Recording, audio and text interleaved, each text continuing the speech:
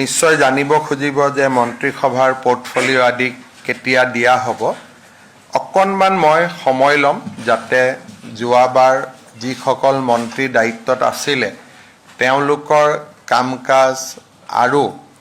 নতুন মন্ত্ৰীসকলে কোনটো এৰিয়াত বেছি ভালকৈ কাম কাজ কৰিব পাৰিব,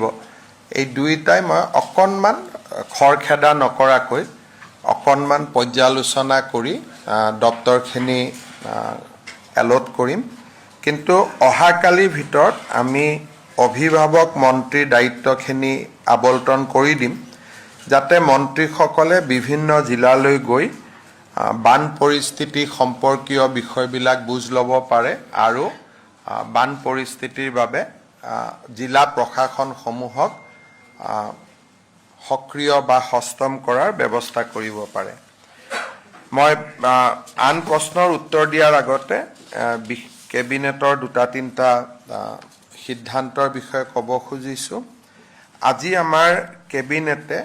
ৰাজ্য চৰকাৰৰ কৰ্মচাৰীসকলক 2% অতিৰিক্ত মৰগীয়া ভাত্তা দিবলৈ সিদ্ধান্ত গ্ৰহণ কৰে।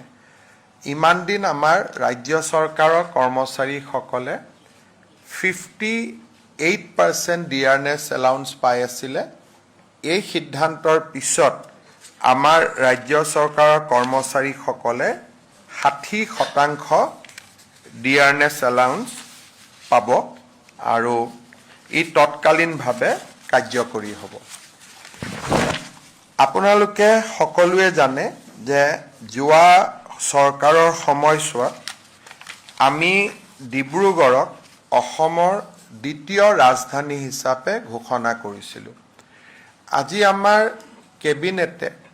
ডিব্ৰুগড়ৰ ৰাজধানী পৰিসৰ কিমান হ'ব তাক নিৰ্ধাৰণ কৰে আৰু ডিব্ৰুগড়ৰ second state capital region development authority নামেৰে এটা নতুন অথৰিটিৰ নিৰ্মাণ কৰিবলৈ সিদ্ধান্ত গ্ৰহণ কৰে। এই 20 কিলোমিটাৰ ৰেডিয়াছ ইয়াত কিন্তু জিলাখনৰ বাহিৰলৈকে গৈ নহয়। যদি এফালৰ পৰা আমি 20 কিলোমিটাৰ চাওঁ,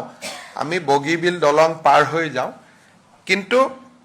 পৰিসীমাটো ডিব্ৰুগড় জিলাৰ ভিতৰত থাকিব। গতিকে কোনোবা ফালে যদি 3 কিলোমিটাৰ গ'লে জিলাখন পাৰ হৈ যাওঁ, তেতিয়াহ'লে সেইটো জিলাখনৰ ভিতৰতে সীমাবদ্ধ হৈ থাকিব। Dibrugarh second capital region development অথৰিটিৰ অধ্যক্ষ ডিব্ৰুগড় সমষ্টিৰ বিধায়কগৰাকী হ'ব। তেখেতৰ কেবিনেট ৰেংক থাকিব। দহুৱা ছেক্ৰেটাৰী তাৰ মেম্বাৰ থাকিব। ডিষ্ট্ৰিক্ট কমিশ্যনাৰ ডিব্ৰুগড় তাৰ মেম্বাৰ থাকিব। CO জিলা পৰিষদ, কমিশ্যনাৰ ডিব্ৰুগড় মিউনিচিপাল কৰ্পৰেশ্যন আৰু আমাৰ ডিষ্ট্ৰিক্টৰ হেড অফ দ্য ডিপাৰ্টমেণ্টবিলাক তাৰ এক্স অফিচিঅ' মেম্বাৰ হ'ব আৰু এজন CEO মুখ্য কাৰ্যবাহী বিষয়াও নিযুক্ত কৰা হ'ব। এই ডিব্ৰুগড়ৰ ছেকেণ্ড ষ্টেট কেপিটেল নিৰ্মাণৰ বাবে ৰাজ্য চৰকাৰে 500 কোটি টকা ব্যয় কৰিব over A period of 5 years। বাকী নৰ্মেল যি তাত স্কিম হৈ থাকে, ৰাস্তা ঘাট, স্কুল, কলেজ, মেডিকেল কলেজ, এইবিলাকৰ উপৰিও অকল ষ্টেট কেপিটেলৰ দৃষ্টিভংগীৰে অভাৰ এণ্ড এবভ ষ্টেট কেপিটেলৰ দৃষ্টিভংগীৰে 500 কোটি টকাৰ budget over A period of 5 years আবণ্টন কৰিব আৰু বৰ্তমান স্বাভাৱিকতে এই ডিব্ৰুগড় সদৰ সমষ্টিৰ বিধায়ক হিচাপে প্ৰশান্ত ফুকন ইয়াৰ অধ্যক্ষ হ'ব। কিন্তু পৰৱৰ্তী সময়ত এইটো পদেন পোষ্ট হ'ব। যোনেই ডিব্ৰুগড়ৰ বিধায়ক হয় তেওঁৱেই এই পদটোত অধিষ্ঠিত হ'ব। আজি আমাৰ কেবিনেটে আমাৰ যিটো MLA LED এৰিয়া ফাণ্ড, বিধায়ক সমষ্টিৰ উন্নয়নৰ যিটো পুঁজি দিয়া হয়,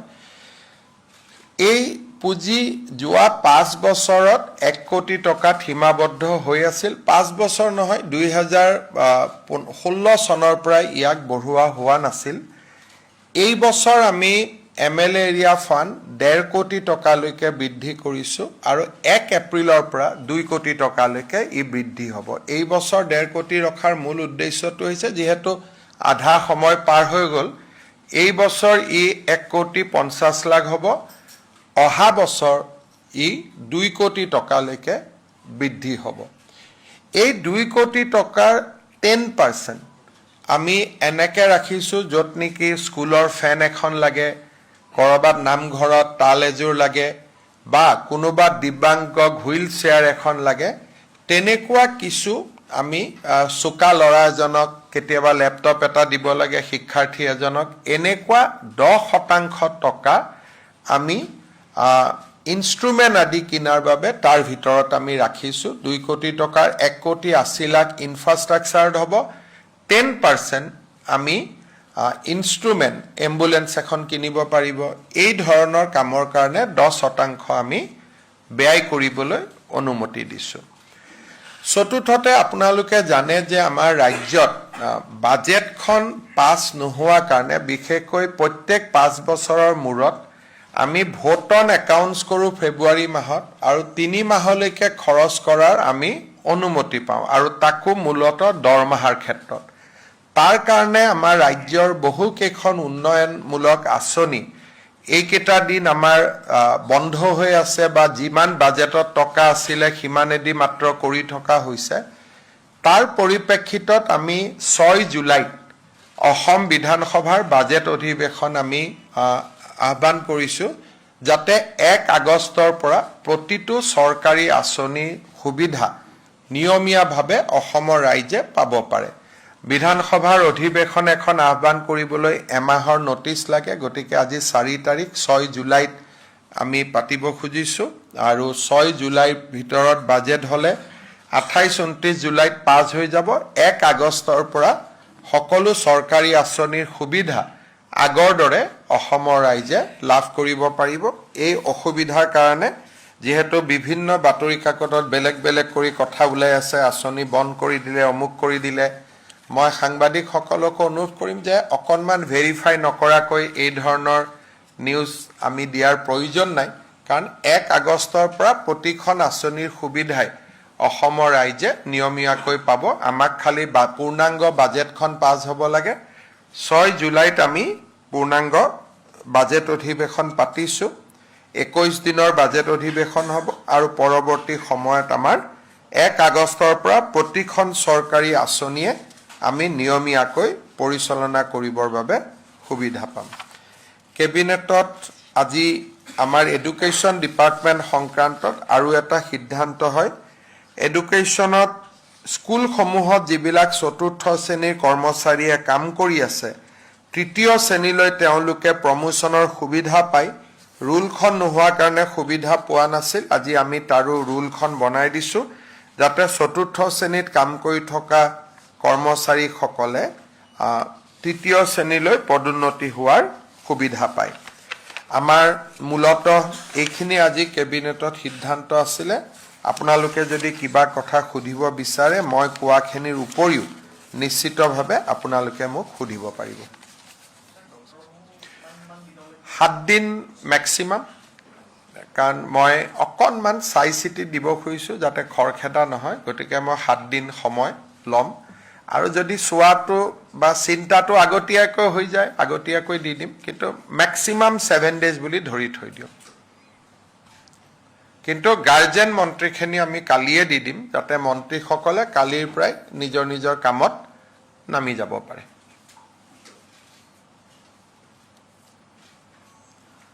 হ'ব ঠিক আছে